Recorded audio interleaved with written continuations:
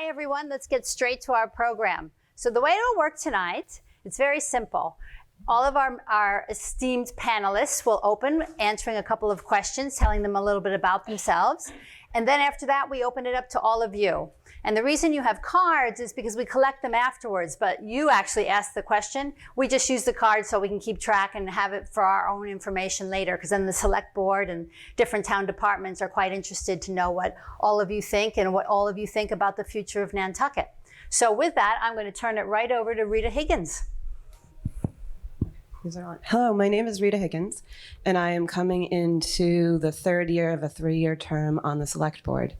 And the two things that I would like to see be different in 2040 are, one, that we have followed through on the select board strategic plan to take in leadership in the environment, and we've protected our natural resources. And I see that happening in many ways, but two very important ways are, one, having an on-island water quality testing facility. I think if we're going to maintain our drinking water, if we're going to have the ability to maintain the health of our ponds and our harbors, we have to have the ability to conveniently, consistently, and regularly test our water.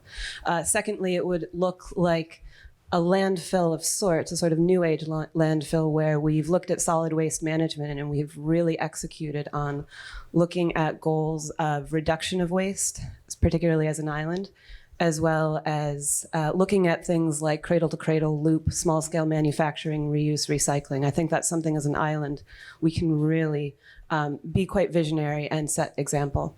The second thing that I would like to see change has to do with diversity, and I think there's 3 areas of diversity. There's economic diversity, and I know I share the sentiment with other board members where we are a very successful tourist-driven economy. But I think in the name of economic resiliency and community resiliency, we really have to start looking at what comes next. How can we diversify our economy, and how can we go beyond the trades and the industry that we see now to bring us into the future?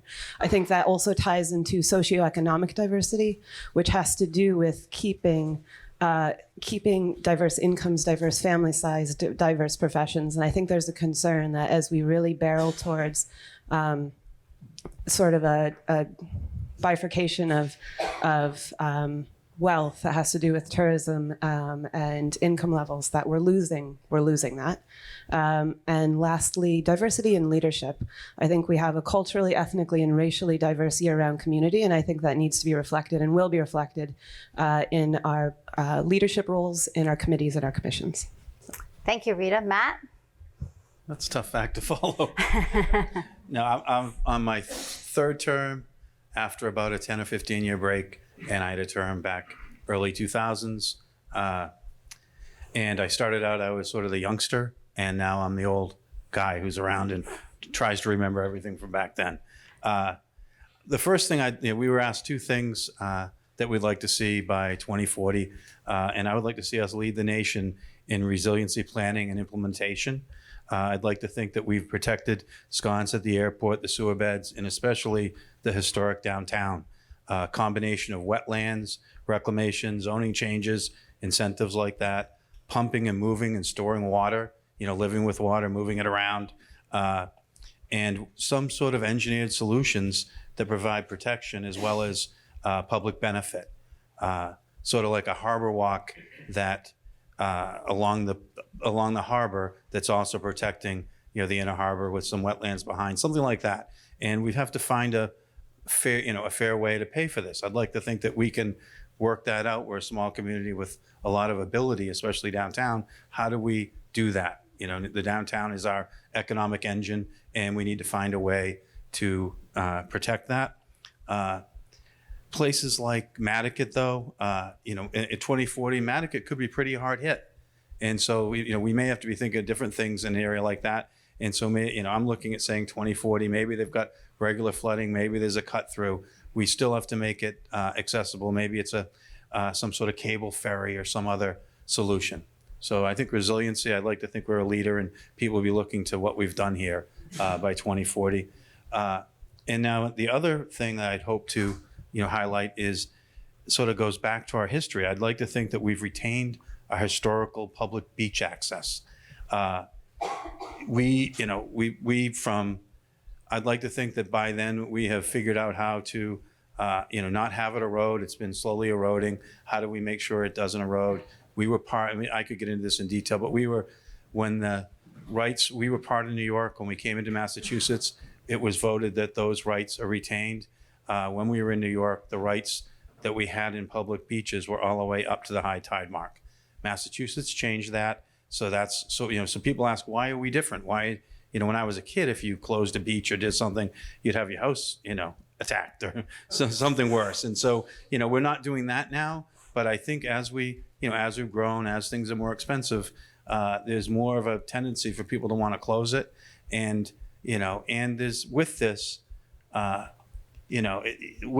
comes a responsibility on the town's part to make sure that we monitor and enforce and strike a balance between, if you have ownership, you have rights to something, you also have the responsibility to take care of it. Some of the people that have been forced to close have been doing it because there have been visitors that have not been very respectful of their beaches and things. And so, I'd like to think by 2040 we've struck a really good balance, and that we are still enjoying, why people come to Nantucket. They come for downtown and they come for the beaches. And I would hope by 2040 we still are doing that. It's great. Over to you, Nat. And could you not only give your name, but explain what all the committees that you've ever been on? Thank you for having me. Short notice. I'm not totally prepared, but I certainly have plenty to say. I've been planning board member since 2007, planning commission for, I don't know exactly, 2005, I believe, and steamship since 2004, port council member, and a few other smaller committees. I've been recently on the Capital Committee for 3 years, which has been an eye-opening experience for me to see how the numbers work on this island. It's quite fascinating. And so I guess my perspective is I like to sort of talk about things that people may not think of. What it was like in the 80s when the boat went to Hyannis year-round, when it was in Woods Hole, what it was like here. Fast ferries were unheard of. Fast ferries were actually unheard of 2 years before they were here. Nantucket has been driven by, as the previous speaker said, by the tourism, but it's really about the seasonal resident and the 2.5 months of what you're seeing right now, which is going to be waning in the next couple of weeks. It really is a dynamic that is fascinating here. The desirability of the island is growing.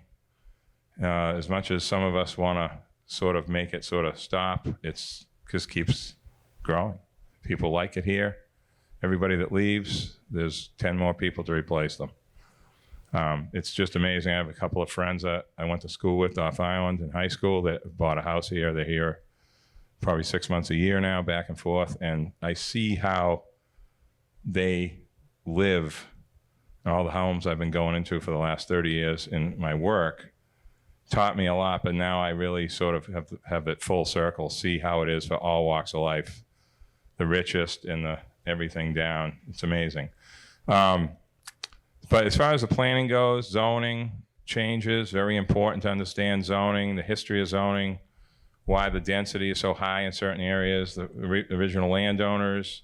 This is something that hasn't been really discussed in a public forum that often. We hear it at town meeting in dribs and drabs, but that's just the locals. You people aren't there, and it's important that you understand how Nantucket got to where it is with zoning and how it came in 72. How much we've changed to reduce density, even though it doesn't seem that way. I'm here to talk about that. It's something that isn't noticed, but it's true. The tax base, which I'm sure the chair of the finance committee will allude to, that's something that I've really noticed on the Capital Committee. It is what I thought it was. It's a fascinating dynamic that I sometimes refer to as economics. It's quite something. So I think that some of the things that Matt and Rita said are very, very important. Resiliency, you're hearing that now. There's been a lot of discussion about erosion control over the years.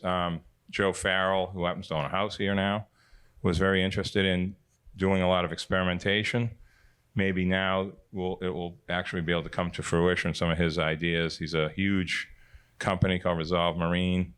The ship rescues ships that have run aground all over the world. And he's a very intelligent man, and he wants to give a lot of time to us. And I think that now that the focus is on it, I think that, there's going to be a lot of interesting conversation and solutions in regards to erosion and just overall resiliency around the island. So with that said, I look forward to your questions. And any question you have, I would love to take a stab at it. Thank you, Nat. Judith? Hi, my name's Judith Wagner. I'm the chair of the planning board. I have family ties here going back to the 30s, but my husband and I retired here about 2 or so years ago, and I am in the second year of a 2-year term on the planning board. Currently am chair. This is an interesting question about whether we're predicting how things will be or whether we're expressing wishes of what we hope things could be. So I'm going to head to the hopes, and then we may want to talk about realities as well. One thing I really hope is that we'd have the kind of attention to the environment and resiliency that others have spoken about, but I want to hit a different topic, which is our economic well-being. And I would agree with what Rita said, that in my opinion, we really need to look beyond tourism and the trades. If I had a dream for 20 years out, I would wish that we could have a community college branch here that would be co-located with our educational campuses, and that would be a place that our own folks could get educated at, but that with the help of public television and other things, we could be really a steward of good wisdom about sustainability and the marine trades and things of that sort. And I'd like to imagine what it would take to do that. I don't mean to say we shouldn't pay attention to the existing economy. I worry on the fact side of where we are now, whether we're doing right by the downtown, because I think we've lost some of the things that I really cherish, like the parrot in the window at the hardware store and the five and dime and things of that sort. I think we have to be aware that the rents are so high there that it makes it really tough for local businesses to really thrive and survive under those circumstances. So insofar as we're still trying to be viable in our current state, we need to pay attention to that. Second topic I wanted to raise is affordable housing. And I see my friend Brooke Moore here. I had the chance to serve on the Affordable Housing Trust Fund board over the last year, and think that we've really come an enormous distance from where we were just a year and a half ago. We have had support through town meeting and on the ballot to really do some things to put money into developing additional ways to meet our obligations under state law to really craft our own density without being subject to 40Bs, at least for the next 2 years. But I think what's really special about Nantucket is we're not just trying to comply with state requirements. I particularly cherish our covenant program. Some of you may know how that works, but it's a chance for homeowners to split off a portion of their lot and make it available to others to buy it, with the understanding that I hope that the Affordable Housing Trust Fund is going to continue this. We're trying to see ways that there might be modest loans that would help people undertake the legal and engineering costs of doing that kind of a split of a lot to make it possible for others with maybe more than the baseline for state mandated eligibility for housing, but for others who have ties here and are committed here to have decent housing. We also have the Neighborhood First program and other things that are being developed, one of which also includes trying to move toward using land trust as a concept whereby the town might continue to hold the underlying land in perpetuity, but work with developers to have rental units on that underlying land, and that would help there to be adequate ground on which people could live into the future. So there's a lot going on in that area. I just wanted to sketch a few topics in that field so others might want to pursue them later. And now David. Thank you, Judith. Thank you. My name is David Worth. I'm going into my 8th year on the Finance Committee and my 3rd as the chair of the Finance Committee. And I'm involved in a number of other organizations on the island. I grew up here. I've been a summer resident for 20 plus years, and now my wife and I have retired here and are actively involved in the community. The good news and the bad news about being last is that everybody's already said most of the things I want to hit on, and that's also the bad news. But I would like to point out a couple of things that are pretty important in my view going forward, and would like to see in the island at 2040. One is the water quality of our harbors, be it Nantucket Harbor and Nantucket, that we have figured out how to improve and maintain and sustain the water quality. It is part and parcel of what it brings people to this island. And many of us who have been coming here or living here for years just have a visceral attachment to water and the water here. So I would hope that we continue our progress there, and quite frankly, accelerate our progress to return our waters. The second is, the cost of living on Nantucket and the cost of real estate is growing much faster than the incomes of people here. We are unfortunately in an economy that's tourist-based and obviously construction-based and service-based, the people that service many of you all here. It is a low-wage economy. It is very expensive, and to the point that Rita started out with, and that has been echoed by Judith and others, the need to diversify our economy and begin to look forward to what we hope is a job-based economy that would connect people to mainland-related jobs, which are going to produce higher incomes. So that's the second thing I would like to see progress made on by 2040. And the third, and this is a sort of a simple little statement, and it may sound very amorphous, but it's got a lot of complexity, and that is the erosion of the quality of life on Nantucket. And while I'm not suggesting, as Nat has alluded to, that we go back to 1980, although many of us would like to see that. The fact of the matter is that this island's quality of life for many of us, and be you a summer resident or a year-round resident, is eroding. And it's eroding around the edges and little bits and pieces that we give up. And that's not to suggest that change shouldn't occur. It's going to occur. But it occurs in a way that we as a community want to see it occur, not the way it's sort of been washed over us for lack of making tough decisions, lack of leadership across the island. And again, a very little simple thing that's got a lot of complexity to it. And I would hope collectively we can move to try to make progress in that area. Thank you, David. Okay, so what we're going to do now, we're going to open it to the floor. Each of you will ask your question. I ask you to keep it brief, only because I'd like as many of you to be able to ask as you would like to.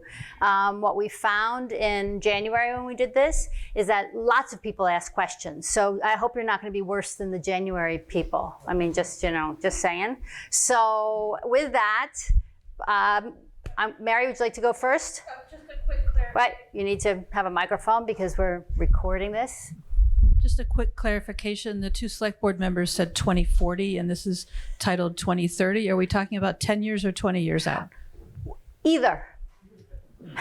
Mary, come on. It's a very different fluid. scenario. It's fluid. No, what the idea was when we started talking about 2030 and beyond, is the problem with that is that's only, let me do the math, 11 years away.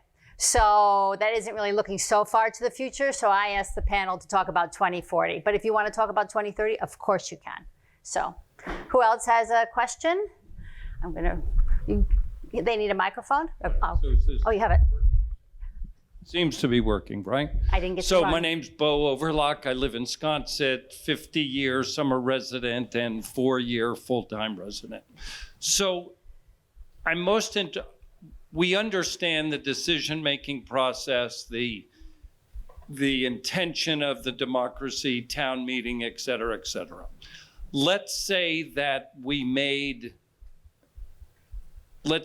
there was a decision to have odd, even license plates only in town.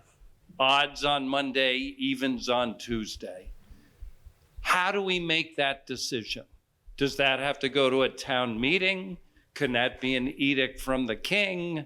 I mean, and what about no delivery trucks on Main Street after 8 a.m.?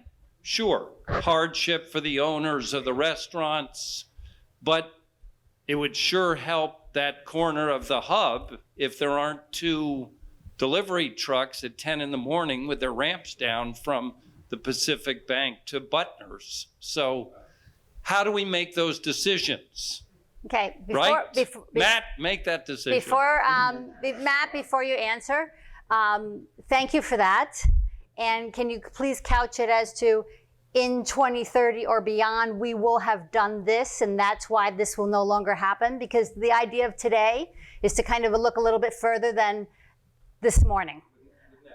Wouldn't that be great, right? So, Matt, I'll actually ask you to.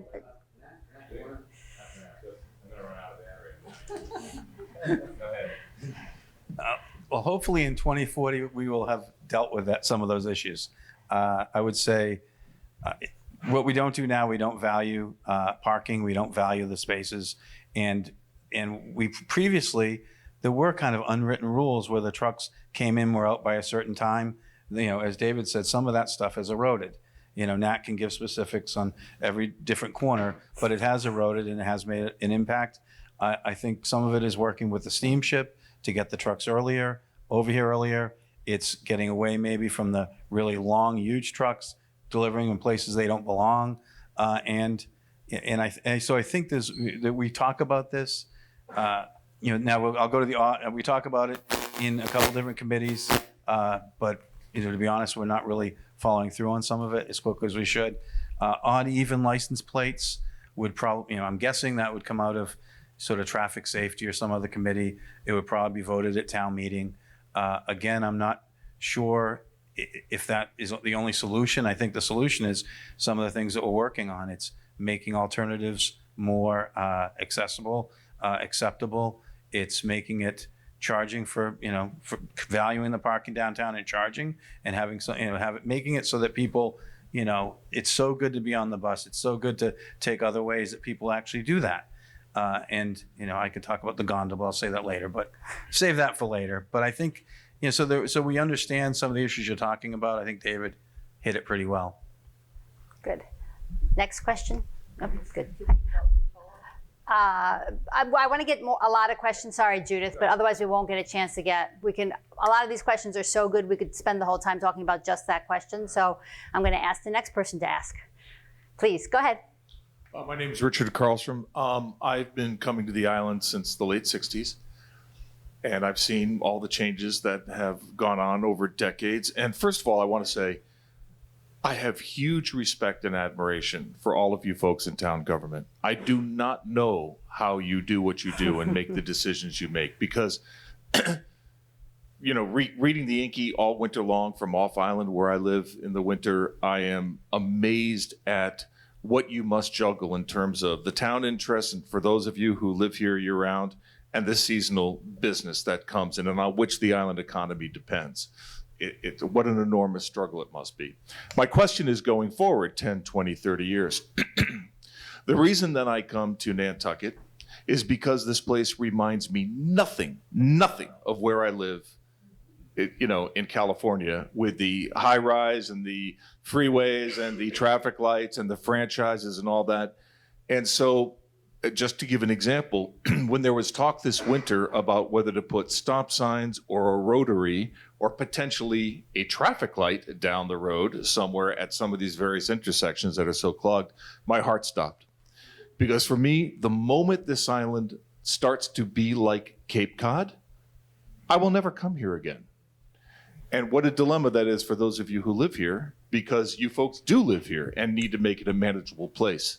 So I do wonder how you make the decisions you do and how you balance that decision-making process in regard to the summer folks who come here and fuel the economy that lasts throughout the year and the needs of people who actually live here and have to struggle with this very complex set of problems. Thank you. Who would like that question? Judith?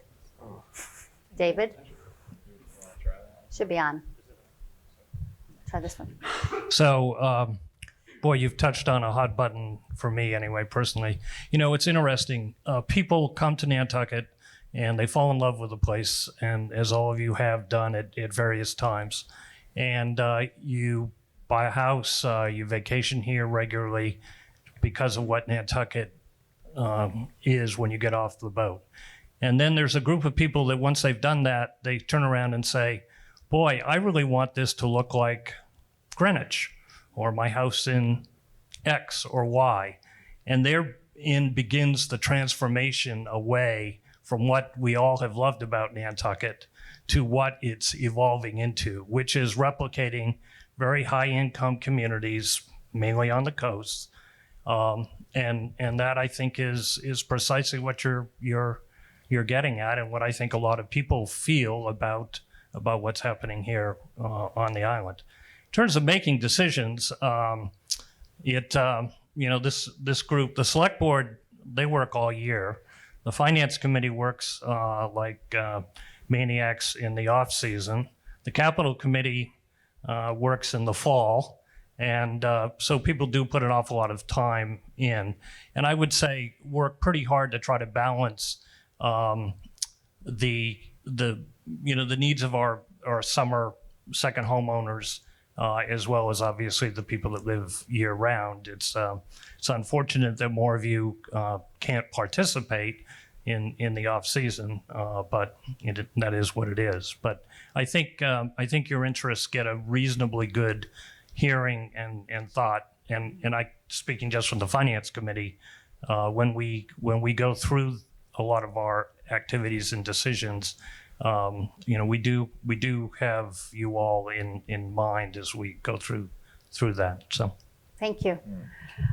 I have one quick thing. Very quick. I didn't let Judith have it, so I really can't know. No. Oh, I didn't know. I didn't let Judith have it. to be polite.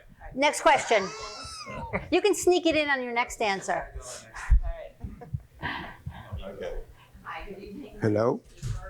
And my question is, what is the long-term shark surveillance and education program that you folks are considering at this time? I have no idea. Swimming pools. I don't know. Hold on 1 minute. Matt, do you know the answer to that? Rita might. I guess we don't have a whole lot at the moment. So I suppose as a surfer who's keeping an eye on it all the time, and actually there was a beach closing yesterday, and I was on the Cape 2 weeks ago where there was a beach closing, and ours are very different from the feeling on the Cape, where it's a quick sighting. It's not always how well it's confirmed is a little bit more unclear, and there's a protocol that is in place that I didn't know about, where if there's been a shark sighting, unguarded beaches are closed for an hour and guarded beaches are closed for 2. Our select board did have a presentation from OSearch about a month ago, and we started that discussion because it is something that is clearly coming up on the Cape. For the moment, I think we're sort of watching the Cape. We're looking at the various the data coming back from the shark tracking, and I know for myself, again, as a surfer, that the number of sightings on the Cape, when you get good waves here, you get surfers coming from the Cape because they won't surf there anymore. So anecdotally, I know I'm sort of counting the times people see them, and it's very few. So I think we have a bit of time, but we do need to put into motion even more protocol and an understanding of what we could be looking at. Thank you. Next question. Hello. At least I get to run one microphone one time. Oh, thank you. Thank you. I'm John Luce. I live on Pulpus Road. And yes, I'm a resident, though I get off the rock 3 months a year. My question is, in 10 years or 20, would you be satisfied to see the current form of town government we have, or would you like to see some changes?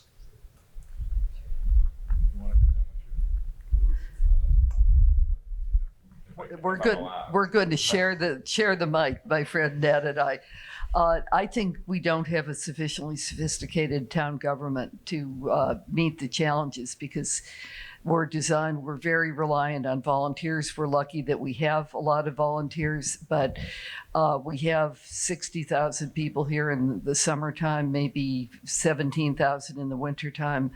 I really think we're going to have to step it up and have among other things, I think having a town council with as many as 7 members instead of 5 select board members might have something to be said for it. I also don't think that representative town meeting is a good idea, because I think that will just limit the conversation even further, as Nat will explain. Nicely done, Judith. Now, nicely done. My feeling is, and this has been going on for a long time, talking about representative town meeting. First of all, you got to explain to everyone what it means. It's not that simple to understand. Nantucket is, and this is sort of, I'm going to flip my native old school thinking hat on for a minute. Locals kind of like things the way where they are. Even if they complain, they still kind of like it. There's a certain feel of, I don't want to say control, but a participation feeling when you walk into that high school and be able to vote or be able to participate in a discussion.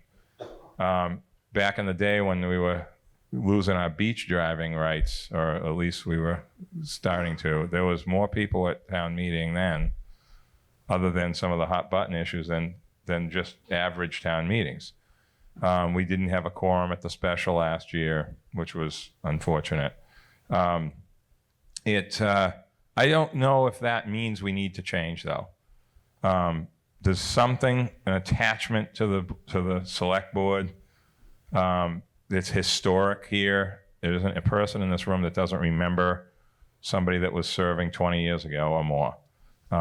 So I don't know if change may be the right thing, but it's going to be hard for us to accept it. That's my feeling. Everybody's got to go to Stop and Shop.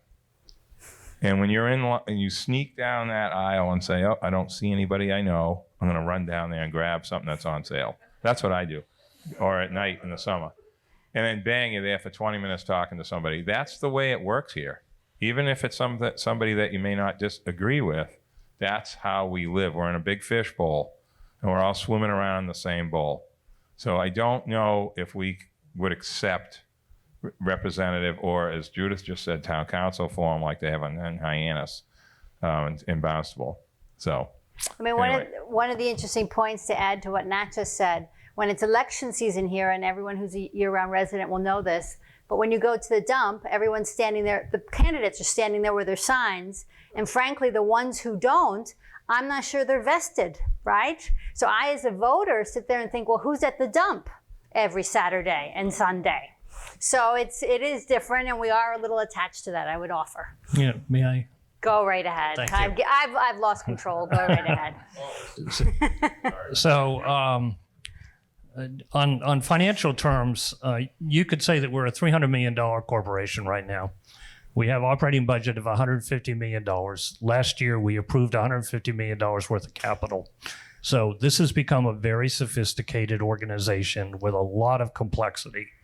And I'm personally glad I'm not on the Board of Selectmen, because a lot of what the Select Board has to deal with are things that, in my view, and I think in others, should be pushed off so that they can provide the leadership on a lot of the issues that are facing the town.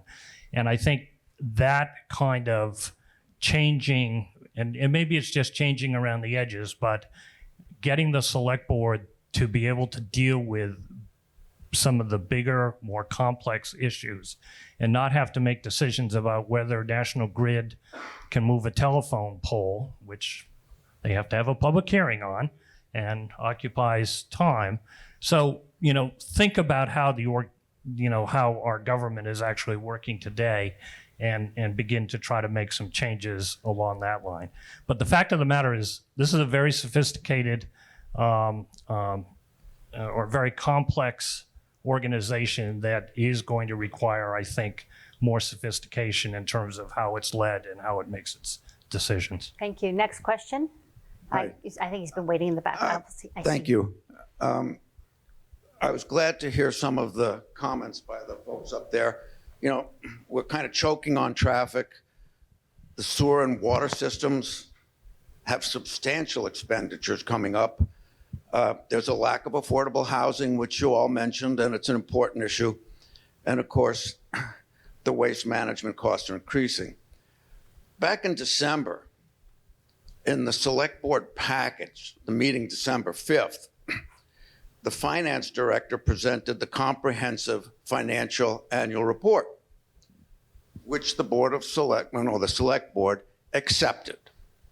In that packet, under the heading of taxes, property taxes, there was a comment that factors affecting our economic condition on Nantucket, approximately 89% of the town's property taxes are derived from residential taxes.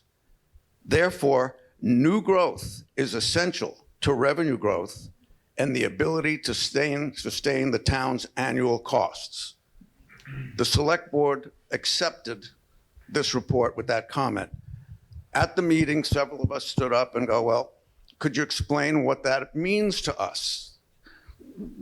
If that comment is valid, where do we go from here?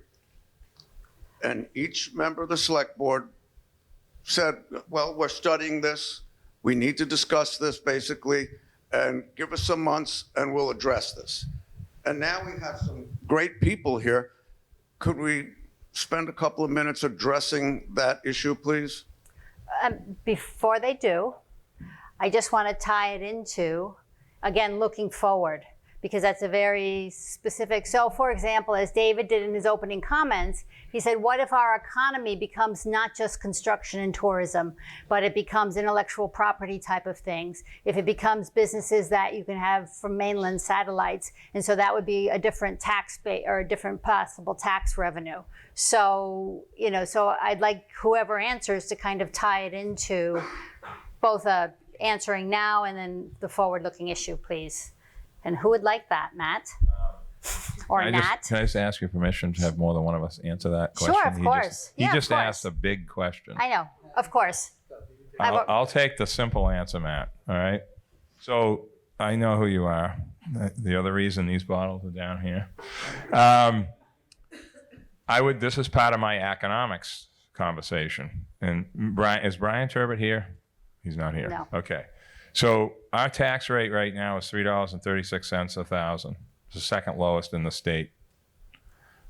That is one of the reasons that you see the turnover in property on Nantucket. So the word growth is not used correctly. So I like to sort of separate the word growth. Growth means property value increase. That's not growth to me. Growth in a layman terms to me means more dwellings or more something, not more value.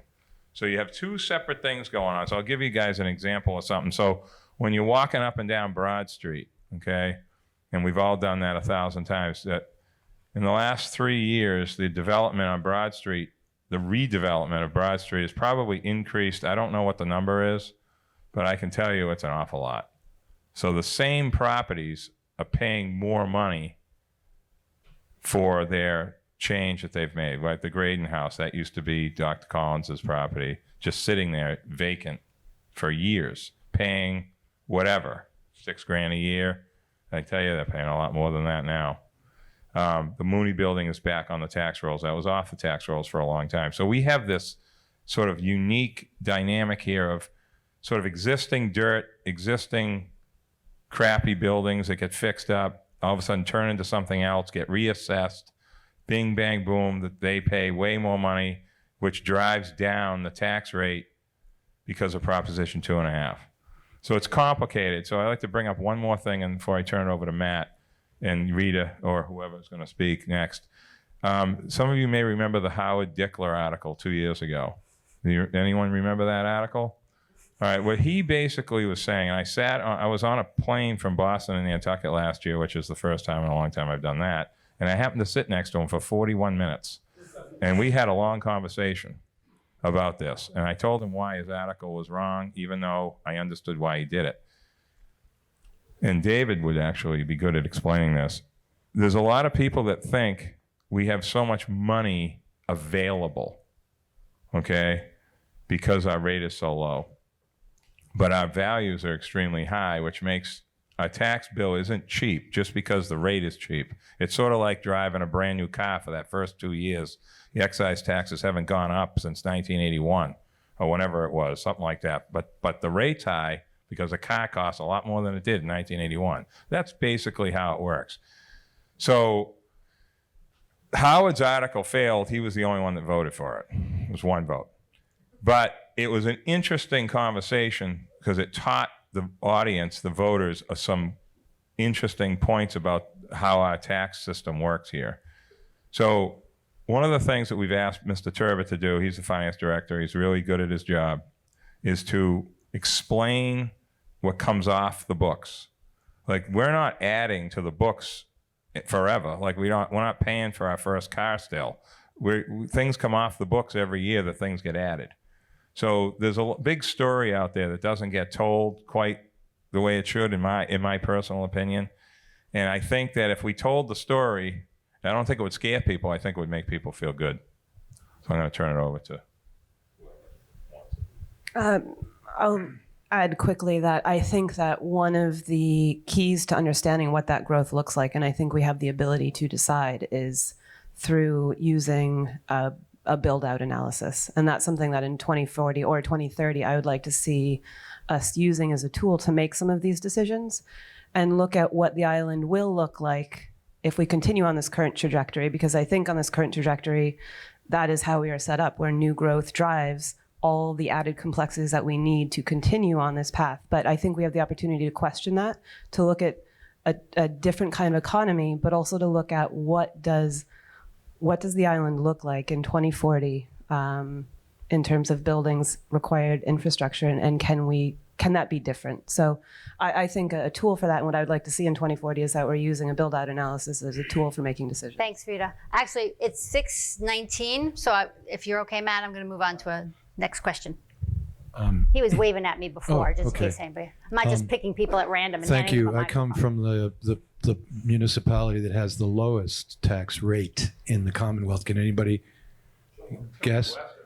Cambridge, Massachusetts. Is my understanding. Yeah, that's what's always been said. I mean, it might require a little confirmation. There might be a little bit of a wrinkle there. Some years ago, I had the pleasure of meeting Russell Baker. I went calling. It turned out he invited me into his house. It turned out it was his birthday. I mean, he was incredibly gracious. And as I was leaving, he walked me to the door and he said, "I'm leaving this island." And I said, "Why?" And he said, "It's not what I came here for anymore." And I felt like, wow, it was amazing that he would just confide in somebody he'd only just met. Which brings me back to what, David, you were talking about. Could you be more specific about some of the things that you think are or are in danger of being lost, that are worth preserving, that are important? And could somebody please be a little more specific about exactly what needs to be done to address affordable housing? Okay. So, okay.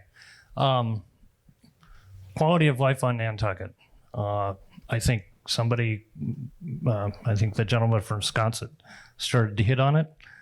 12 o'clock, front of the hub. How long is that truck that sits there?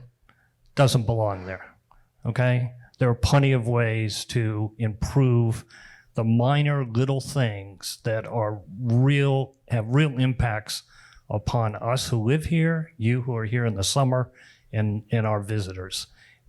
I believe, with all deference to the select board and to the town administration, it is absolutely within the powers today to do something about that and enforce regulations, or at least have a conversation with many of the vendors so that this island and this downtown is not run by folks who complain that they don't want to send somebody over earlier on the boat or make accommodation with smaller trucks.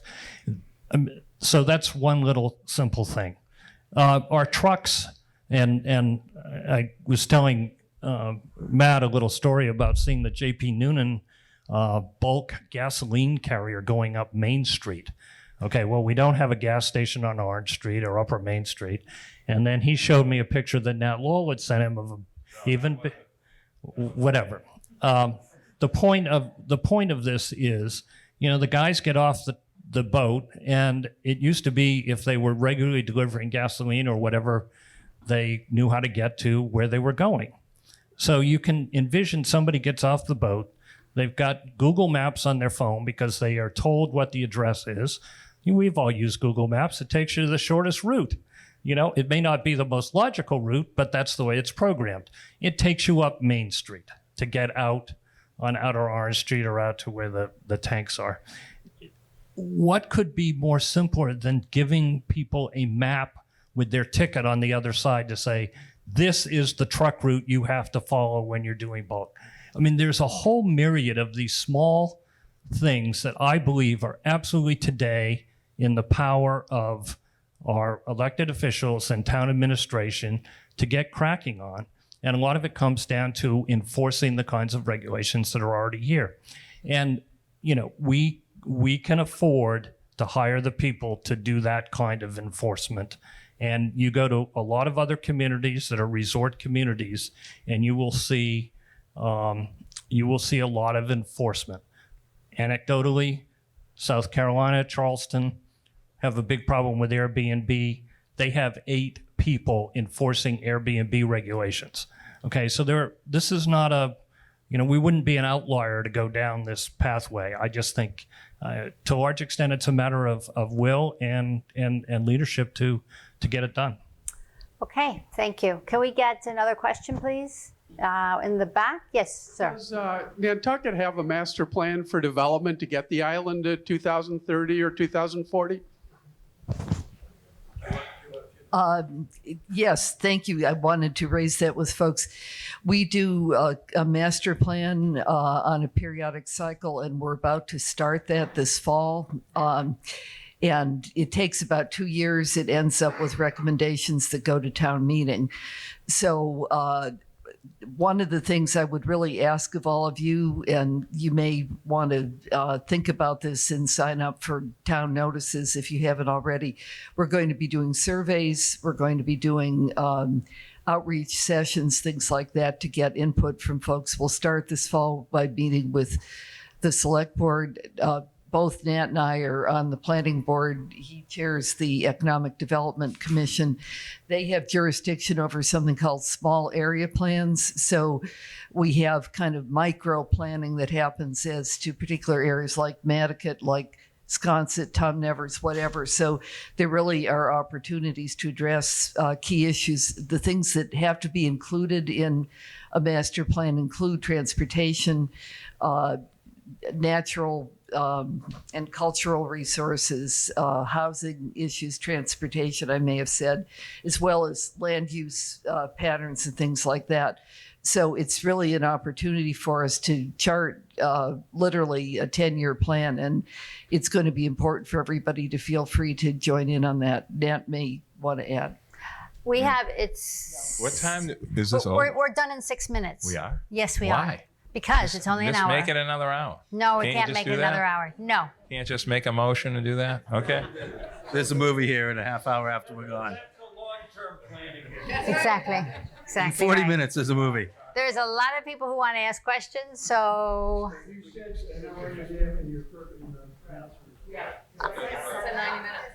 I surely didn't, but somebody, is that an hour and a half? Should have been an hour. Okay, then I guess we're going an hour and a half. So, next question. I think somebody, I'm going to hand you a microphone. I have a question and a comment. The comment that I want to make is I've been coming to Nantucket my entire life. I have family that's here year round. 5 generations of my family have been coming here. We love this island dearly. However, because I have young children that go to school back on the mainland, we are not here year round. I would urge you to reach out to those like me who really do care. And if you find that you need committees or you need help, you don't have enough hands to get some of these objectives done, or you just need another set of eyes, another set of hands, another brain on it, please reach out to some of the seasonal community. There are a lot of us that really would be more than happy, as far as we can from the mainland, help with some of these initiatives. My question is sort of goes on what Rita was pointing out a little bit ago. Has anyone really done a study as to how much developable land, subdividable private land, just how much land in general can be developed in the future?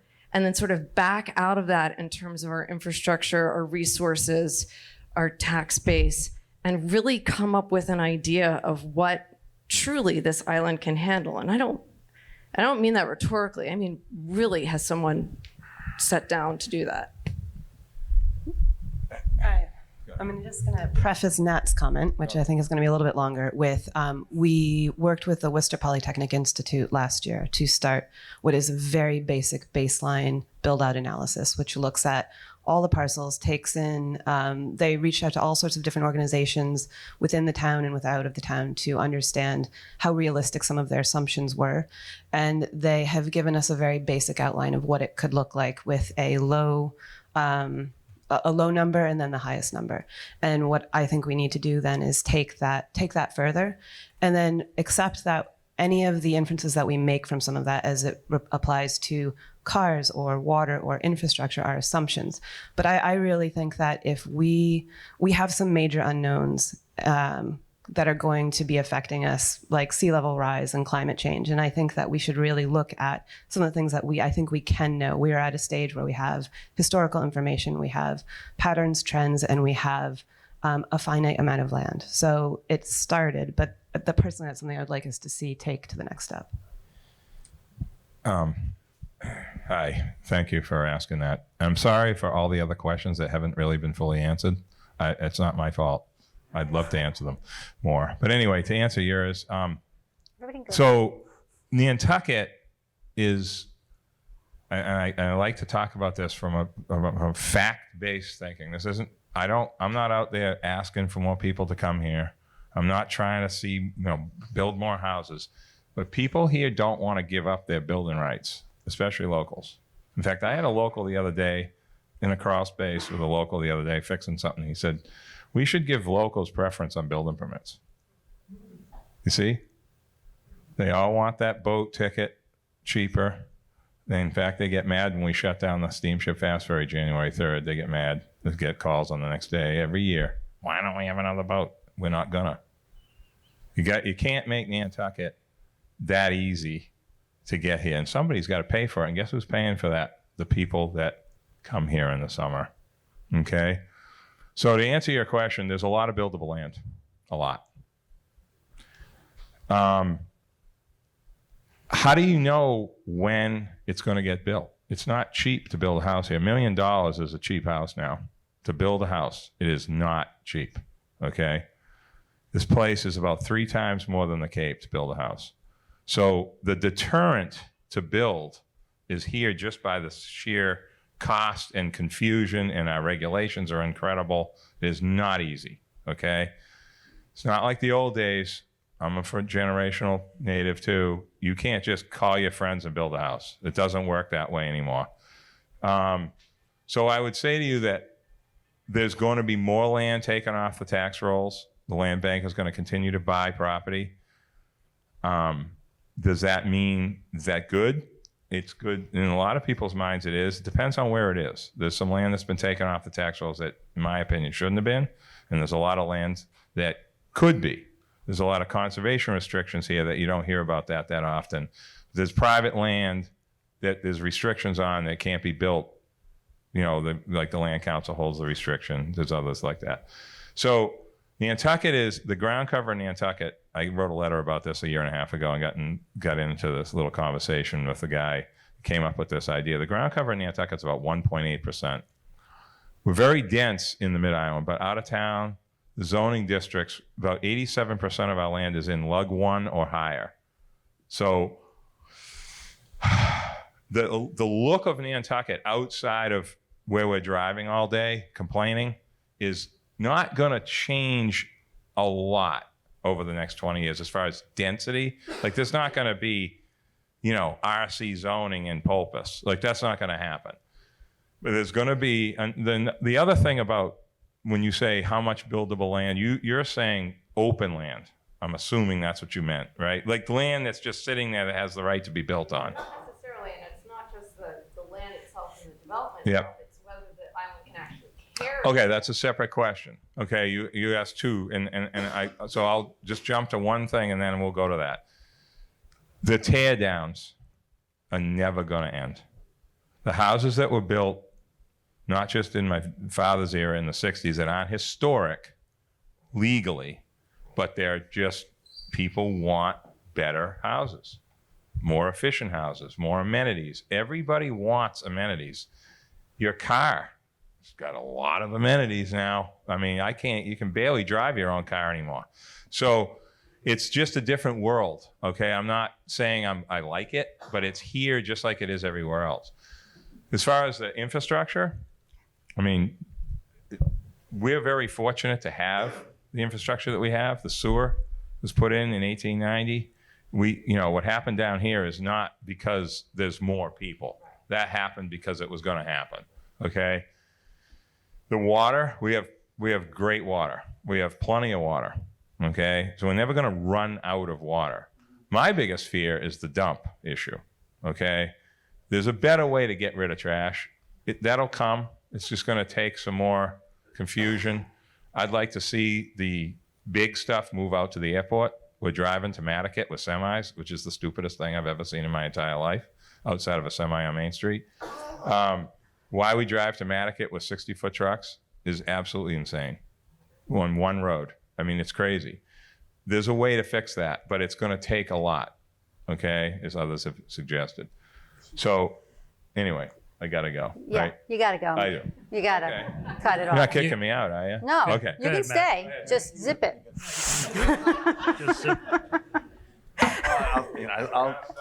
So And- my response to you is a little bit different than Nat's. I don't think this is locals wanting the right to build. I think Nantucket's become an investment island. And the people that are building here are here to invest, turn their properties, and move on. And that, to me, is contributing to the degradation of this island and what we all sitting in here appreciate about the island. And it couldn't be clearer if you look at the building patterns. Yes, there are going to be tear downs, but they're going to be a tear down on a 10,000 square foot lot, and now two houses will be built because you can build in town on 5,000 square feet. And the ground cover will be whatever it is, but now you're going to go from a 1,500 or an 1,800 square foot cottage that was what was built years ago, because the people that are coming from wherever they come from, either to enjoy it for 2 weeks and rent it for 10, or invest, they're going to build bigger homes. And that's what we're all experiencing here. So, the people that are coming to Nantucket and enjoying Nantucket are very different today than they were certainly when the three of us grew up here and what we've seen over the years. And I'm sure that that's the kinds of things that you guys are experiencing, everybody's experiencing. And that's, to me, the dilemma to solve by 2030, not by 2040. Matt, did you want to add? No, Should we get a new question? Okay. I could, but I'll get the next Well, next question goes to Matt. Is it possible for the town to do a feasibility study to determine the true carrying capacity of Nantucket, so we know when there are too many people here, when we're going to not be able to deal with our waste, when we're going to draw too much water from the aquifer and draw salt water in and contaminate it? We know we're going to need another electric line. I'm just wondering, can the town take that on? And then you can actually responsibly make master plans, knowing that, yes, the island can handle this or it can't. And to answer another question about property, if we stop subdividing property every year, we won't have the problem. Right now, there's over 1,000 parcels on the island that are not built on. Every year at town meeting, we have zoning articles that are permitting subdividing of property or changing zoning so that there's more density. I just want to know if we can do a feasibility study so that we really know. I think you're talking. I think we can, and I think we should. I mean, we've discussed it in our strategic planning. I think some of the issues, there's no magic bullet. I don't think there's, the water. We have plenty of water as long as we protect it. There's some of the things that we would hope would be a constraint. When you get into it, they really aren't. But as long as you protect it and do the right thing. But I think a lot of it comes down to a quality of life, and you're absolutely right about town meeting. People show up and vote their self-interest and walk out. That's one of the pitfalls of our current town meeting. There's and I'll go back quickly to the tax. The whole idea of taxes. Our rates are low, but our assessment is high. Our ability to pay isn't the same as it is as people, in Cambridge or other places around Boston. They've got $120,000, $200,000 average wage. We've got about 80 or 90,000. So there's gentrification going on in a lot of the neighborhoods where people who are used to paying very little in taxes, all of a sudden the neighborhood's worth a lot more because of the houses that David's talking about being built. And all of a sudden the year-round people are having a hard time paying for those taxes. It's happening downtown on Broad Street. Nat talks about how everything's gotten more expensive, and it has. But that means the people that are paying triple net leases all of a sudden aren't paying $6,000 a year in taxes. They're paying 15, 18, like tenants that my family has. And the ability to pay is really what matters. It's not how many off-island people pay or how many this. It's the ability for all of us to pay. I would hope when we do the master plan that we have numbers attached. We should understand how much it's going to cost and how we're going to pay for it, so that we aren't negotiating away. We aren't negotiating so high that we can't even afford it. Like if anyone understands Prop 2.5, we're constrained by 2.5, but it helps us. It keeps it down, but it hurts us because we then go and make. We make sure that we need the new growth to pay the existing people. The way we should be viewing Prop 2.5 is we should be making our budgets within those constraints. And then I look at it simply, the new growth should be paying for the new services, for the new employees. And then once we hire them, they should work under 2.5. We've been slowly with David's help on the finance committee, with Brian, who's really good, we're slowly getting back to that. But that's been a very difficult process. We had boards that were dominated by town employees, and they put in place benefits to themselves that we are still digging out of. And so I think, so we can all look and all wonder and hope we have all these wonderful things, but we have to get our house in order first, which I think we've made real strides in doing. Judith, did you want to add something? I just wanted to reiterate that in the master planning process, we will, I'm confident, be doing a build-out analysis. I would say that carrying capacity is a bit of a fuzzy concept because you have to make certain assumptions in that regard, but look for that as part of this process over the next 2 years. And I hope that next year, this time, if we have another session like this, it may be we'll have some preliminary information to share. Another question? Thanks.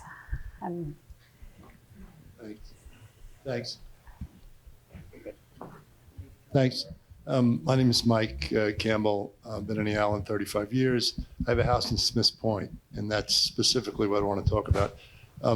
Smiths Point is pretty much designated a disposable area, both by the water company, other utilities, and generally the feeling is, it was already mentioned earlier, in terms of planning for the bridge going out. Nat, thank you for mentioning Joe Farrell's name. My question is and by the way, Joe Farrell's work is not experimental. It's real, it's successful, it's all over the world. He's not armoring beaches by any stretch. He's creating offshore reefs, which benefit everybody. There's a tax base out there that could be saved. My question is the select board seriously considering Joe Farrell's magnanimous offers of assistance right now to save the beach on the west end of the island?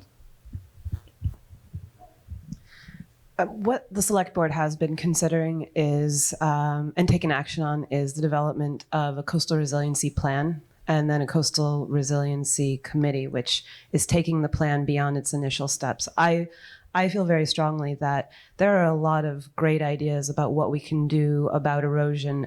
Some have tried and tested, some are brand new.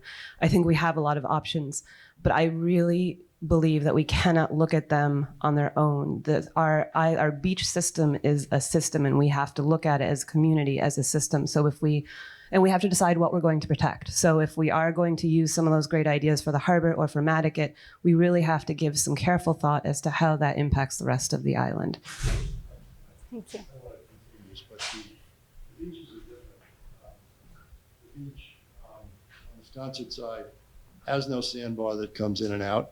The Smiths Point people generally believe that a couple of fences to build up the dune and crossing the fingers and coming back and hoping the sandbar decides to join the beach at the end of the year. That's what we should be doing. But I know what you're saying. A master plan is great, but all the beaches on this island are different, and they all call for different solutions. Geotubes obviously have no application on the west end of the island. Anyway. I know, and I agree, and I think that's exactly the issue, is each beach is very different, but they are all connected. So we need to understand the approach that we're going to take at Nantucket will be very different from the approach that we take in Pocomo or that we take in Sconset. And we have to understand how each of those approaches impacts the next, because they do. So while we might have those unique approaches to each beach, they're all connected, and we have to look at them together. And to date, we haven't had that big picture examination of what the options are. And I do think the options are changing. I don't know, Matt, if you had any more to add. I'll just say one of the difficulties in Nantucket is height. If we're going to get 4, 5, 6 feet of sea level rise, a lot of Nantucket, no matter what we do, is going to be, if you look at the flood maps from the governmental flood maps, it's connecting through Long Pond and stuff. Nantucket starts to become an island in some regards, and that's before you even have any large waves or that type of issue. So it's so some of the things that we may want to do it has to be things that are going to work there. The breakwaters will like that you're talking, that he's done a lot of reefs of breakwaters. That's great at stopping some of the storm surge, some of those issues, but I think I'm not sure that's not going to help us much on the sea level rise. So we have to think about what is the what's the appropriate action there. One thing we might not want to do in Nantucket, and I know Nantucket doesn't really want to do it now, we might not want to encourage Nantucket to be built out like Brant Point and have a second Brant Point where every house is to the maximum height and the maximum size and swimming pools and everything else. We might want to be discussing different areas in a 40-year time frame. We may want to be looking at different areas and saying we need to be discouraging it from these areas that are going to be underwater, and we need to be encouraging it in areas that are in town and on high ground, and that's different thinking than we employ right now, which I hope that we have more of that type of thought process, so we don't find ourselves with a lot of very expensive homes in areas that you can't defend for any amount of money. Thank you. You have had a question for a while, I think, right? Sir, at the end of the row? Yeah. Oh, okay. Oh, gee. But, okay. Finally got to it, and it's already been answered. What's that? Sorry? You have a question? Well, my question is about the fire department. Are there any plans afoot to have a fire department presence in the outer villages of Sconset and Nantucket? Did anyone address that already? No, they haven't. Nat, that has your name written all over it. Well, first of all, Matt, do you want to talk about this? I mean, I kind of have an answer, but I don't want to. Okay. I can say that the fire department came before the finance committee a couple of years ago and was supposed to be doing a feasibility study of putting some service capability in Sconset. And honestly, I think it happened right about the time we switched chiefs, where our old chief left and our new chief has come in. And I personally haven't had a conversation with Chief Murphy about whether that's still on the books or not. But it was it was definitely being thought about. Nantucket's a slightly different issue, but Sconset was definitely to be looked at. Sconset is the village really that really the only discussion has been about, and they're working on a concept plan and a cost so that we can understand what it would look like and what it would cost. So it is an ongoing conversation, and that was as recently as last week, but no decisions yet. Thank you. More questions? Or Nat, were you going to say something? No, that's Okay. I want to answer some of the other questions. All right. Anybody else? More questions? Really? Okay, thank you. There's one right back here.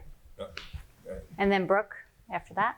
Hi, a few of you talked about the next economy or diversifying the economy, and I was wondering what you think that could be, and probably broader in the context of Massachusetts being a very innovative place, and from Springfield, Worcester, and Boston having different innovation initiatives. What economy do you think could be here to diversify, and how do you think you could fit into the broader innovation initiatives and economy that Massachusetts is known for? Thank you. Who would like that? Yeah, I'll take a stab at it. First thing is I think we've got to take care of the economy we have. I don't think we can think about, my own opinion. I don't think we should be thinking about bringing in, trying to attract other different things when we can't house what we need already. When we can't hire town employees, when we can't hire nurses for the island home, when businesses are struggling. I run a business. I need 50 people. If I didn't house 35 of them, I'd be out of business right now. And so I don't know how someone can come on the island right now and start anything that's labor intensive. And that's part of why you're seeing so many small businesses not even make it. And so I think, so long term, I think it's a great goal if we have, enough housing. 10% of our year-round housing, approximately 400 homes, that, satisfies the shy, and that's what everyone's looking for. Places that take care of their housing, they're aiming for 20 or 30% of their total housing stock, which is sort of 10 times, that's like 4,000 homes, some crazy number, not 400. It's like 1,200, something like that. And so we need to be thinking more along those terms. How do we have, a bifurcated market and enough protected homes at various levels? Some are, protected in year round, some are different levels, but how can we do that? And if we do that, then I think the economy will take care of itself. If we have a school and if we have good housing and if it's a great place to live still, I think organically people are going to want to leave where they are, where they're in 2 hours of traffic, and come down to Nantucket, where in 40 years from now we'll have figured it out and make their life here. So so I think I'm more hopeful, but I don't think that we can sort of quote unquote plan it. I think we take care of the things that are most important now. And I think that will come along on its own. So, you want to? Go ahead. I was going to talk about something else. So, I think Denise hit on it. We're talking about intellectual property economic growth, and a couple of anecdotes. And I know anecdotes don't make for good data, but there's an accounting firm on the island. Run by a local businesswoman, serves folks here. She sources most of her staff off island around the country. They're the ones that are actually working on her activities. My next door neighbor runs a sales team for Oracle out of Nantucket. He moved from Boston. What's the common denominator that you hear that we don't have? It's the infrastructure, the backbone, the internet capability to have folks work here, live here, and work in not just Boston, but Pittsburgh or Silicon Valley or any of these other tech areas. And there's plenty of intellectual capability and horsepower here that's underemployed, and that's the kind of starting point that we need to think about. Over on the Cape, and a friend of mine is running the assignment. The town of Falmouth is looking at putting in on their own, through their own expenditures, very high-speed internet because they don't, think that Comcast is going to upgrade their system. And so it has a big impact upon the merchants over there. They can't process transactions fast enough. And they have a slightly more diversified economy. They have Woods Hole Oceanographic Institute and whatnot, but there's not the infrastructure capacity to run what you and I might think of as the modern economy that I think a lot of people on Nantucket can participate in. And so when I think about what we can do, it's much more along that line, and it's much more intellectual property oriented.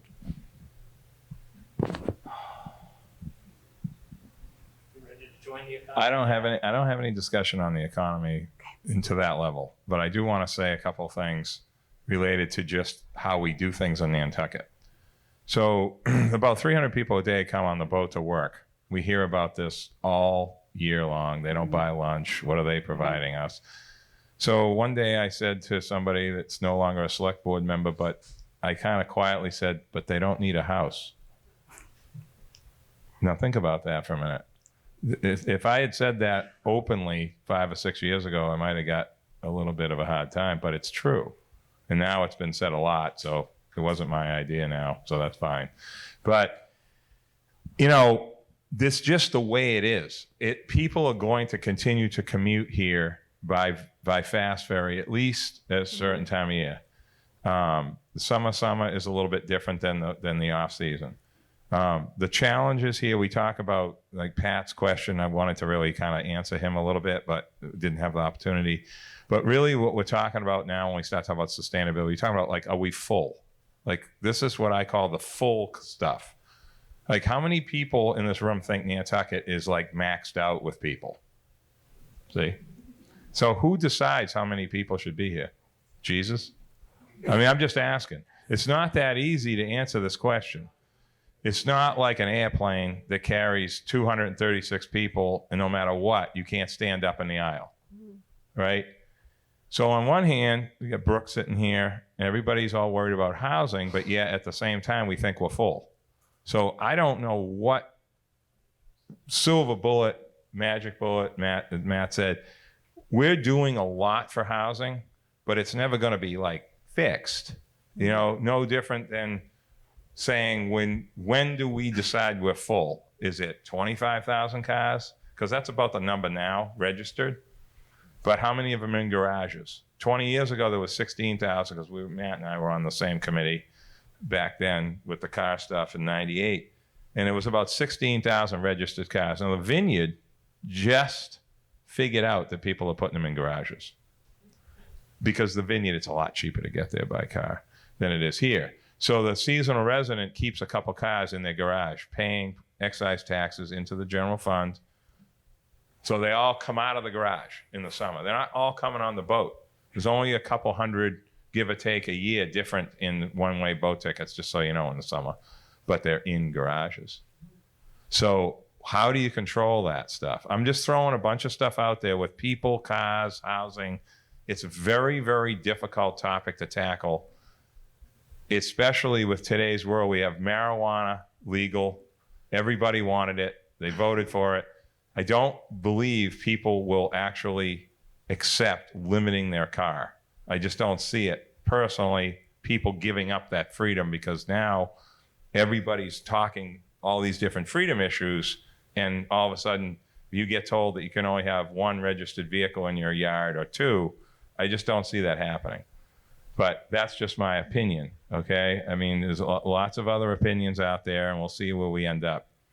But I just wanted to throw a couple of those things out there, that Nantucket is very, very restrictive in its nature, okay? We're sort of regulating ourselves just by being really difficult. So we might not want to make it so easy to get here. That's why I'm against a second fast boat, January, February, March. As I say, we have to be an island 3 months a year. Thank you, Nat. More questions? Yes, you have a microphone, so go right ahead. Thank you. I have a question about water management on Brent Point. So we were coming back from the Pops concert 2 Saturdays ago, and there had been no rain, and Easton was flooded, and you couldn't walk on the street. And then the wetlands that are across from the White Elephant have permanent standing water, which I don't recall from the past. I was just wondering if this is an issue the town is looking at, thinking about, aware of, or is it just inevitable rise of the water table and not related to infrastructure? Well, the town is aware of it. Last year, the sewer department was down there almost nightly because of the smell from the wetlands, which doesn't dry up anymore. It's a combination of the of sort of the rising sea level. The other issue that's happening down there is that there's some of the build out has taken away some of the swales and some of the recharge areas that used to be there, and those are so those are no longer there. There's built more building and more coverage down in that area, and there's no place for some of the water to go. So it's kind of a combination. I don't think they're working on a pump down on Children's Beach that's also could help clear some of that. But as we move forward, I think we're going to see more of that, not less. So, but the town is aware and trying to do what it can for that area now. We have 3 minutes left, so is it quick, Brooke? Okay, is it quick? Okay. It's on. Hi, I'm Brooke Moore. I'm the Vice Chair of the Affordable Housing Trust. Someone asked a question about housing and what we're doing about housing. I'm happy to answer that question afterwards. Yes, Brooke knows all, so grab Brooke on your way out. I just want to open it up at this time to I'll let you do it if it's quick. Is it quick? All right. To change the subject, by the way, thank you very much for all the good work you do for the island. I'm a summer resident, and just a quick question. Any guidelines, any direction that you could give us on waterways license? What's the water? Can you elaborate on what a water waste license, what you mean by that? Honey? I'll get into it after. So we have a property between Steel Dock and the North Wharf. And that was property that was originally underwater, and it was backfilled, landfilled. So we were required to obtain a waterways license. Probably Chapter 91. Okay. Chapter 91. That's what I thought too. Waterways. Yeah. Okay. Thank you. Yes. And I applied for this back in 2013. I have spent over $22,000 in site plans, application fees to the DEP, and I'm getting nowhere. I go to the town planner. He used to help, and now he said there's nobody on the town board. I'm that the sorry, but person this isn't retired. really the forum for that question. So, yeah, you can step up and talk to one of the select board members after. And I am going to be very militant about ending at 7 o'clock. I was militant about ending at 6:30, but now I'm militant about ending at 7. I will give everybody up here 20 seconds to say something smart, and then we'll close. I'll go.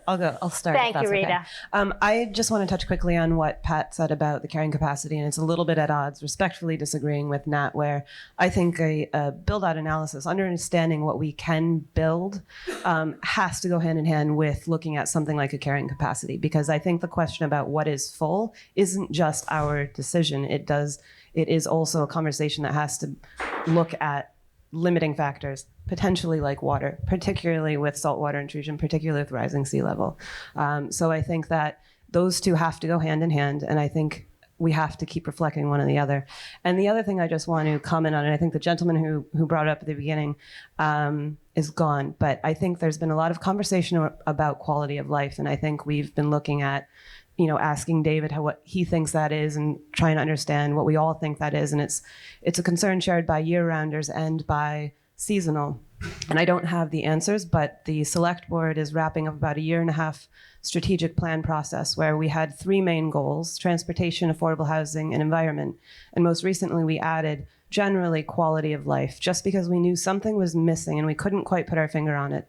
And through our conversations realized that there is this human social element that we are forgetting about that is a little bit intangible, but we need to start to understand what that means for everybody in the community, seasonal and year round. So we will be addressing that. Thank you. My 3 biggest things I worry about: erosion, the tax base, and seasonal or visitors thinking that we don't want them here. We gotta remain a friendly, inviting place, even if we hate the 8 weeks of traffic. We have to figure out within ourselves to just, I don't want to say accept it. I'm not saying that traffic is fun and happy and wonderful, but there's a big, big dollar value in how this place runs. It benefits all the locals. The schools, $46 million school, never even got called at town meeting. Okay? The Boys and Girls Club, the ice rink, this building we're sitting in right now, the hospital has just completed $120 million, all for free with donations. It's a scary place. Other communities that would love to have our problems. Do we have problems? Absolutely. We have lots of problems, and they're expensive because today's dollar is so much different than it was when we built everything that was 100 years ago, whatever, 50 years ago, 20 years ago. So I try to find the positive. I don't want to punish people. I don't want to wish people would just stop coming and hate it here. I don't wish anyone to leave, but some people do. A lot of people have been leaving for 100 years. So I don't mind when someone leaves if that's what they choose to do. I don't want them to have to leave because they have to. Okay, there's a big difference. So I have a little bit more positive perspective than most locals do because I see it all. I'm in all these houses from the poorest to the richest, and it's there's a lot of people earning a living here from these houses. And it was going on years ago, but not like it is today. So I just, I just don't see everything negative, but I don't want more boats, a fast boat that carries cars. So there's a lot of things that are never going to happen here that are going to help us keep it at a level that's we can all live with. Thank you, Nat. Judith? I want to thank the moderator for keeping us on time and thank you for attending. I worry about civic engagement and the civic fabric here. I think that's part of quality of life, and the fact that you came out on an evening in the summer when you could have been at the beach really heartens me. Please stay connected as we work on the master plan. We really need your contributions. Thank you, Judith. David? Yeah, thank you all for your engagement and for coming. And I echo what Judith says. Please stay engaged. Please participate whenever you can. You're going to make a difference, and it is your home. So please do participate. Matt? Yeah, real quick. I think that there's, we're working on basing a lot of our decisions more on facts. The data project has really helped quite a bit. I'm going to correct Nat. The cars are closer to 32,000 and 20. Total number driving around the island are closer to what the RKG report said it would be 20 years ago. Some of the consultants and some of the facts need to be what we base it on. I am encouraged because some of the year-rounders who 20 or 30 years ago said, you can't stop this, you can't stop that, are the ones now saying, what are we going to do? And so I think there's a little more understanding of what about the quality of life and some of the decisions that maybe we weren't willing as a community to make, we might be more willing to make now. And hopefully with those facts and with sort of some good planning and adding numbers to it, we will start to actually do things, as a community that we really make some of the tough decisions. Thank you. Thank you, Matt. Thank you, everyone. I just want to thank the Dreamland for hosting this. Again, Alicia and the Dreamland team, thank you for your help, and everyone have a great evening. Thank you.